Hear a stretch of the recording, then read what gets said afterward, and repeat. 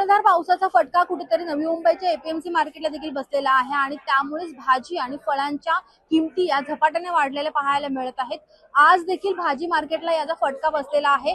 भाज्यांची आवक जरी कमी झाली असली तरी तुम्ही पाहू शकता की किमती या वाढलेल्या आहेत आणि त्यामुळे आवक कमी असल्यामुळे जे ग्राहक आहेत त्यांची पसंती देखील मोठी वाढलेली आपल्याला पाहायला मिळत आहे। मोठ्या प्रमाणात जे ग्राहक आहेत ती भाजी खरेदी करण्यासाठी या ठिकाणी येताना आपल्याला पाहायला मिळत आहेत। वांगी झाली किंवा फ्लॉवर्स झाले, टमाटर असतील किंवा विविध प्रकारच्या ज्या भाज्या आहेत, हिरव्या भाज्या आहेत, त्यांच्या किमतीमध्ये कुठेतरी 10% वाढ झाल्याचं आपल्याला पाहायला मिळत आहे। आपल्या सोबत काही व्यापारी असतील त्यांच्याकडनं आपण जाणून घेऊयात आता सध्याचे रेट काय आहेत आणि पावसाचा काय परिणाम झाला काय?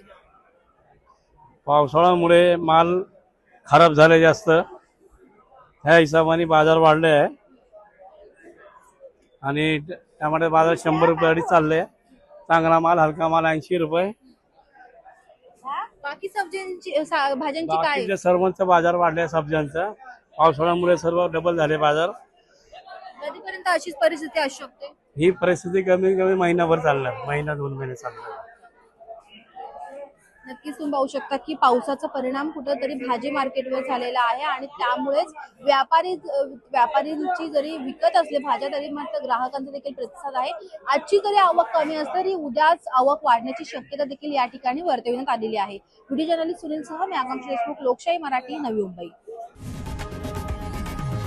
लोकशाही मराठी ऐका, पहा, जागरूक रहा।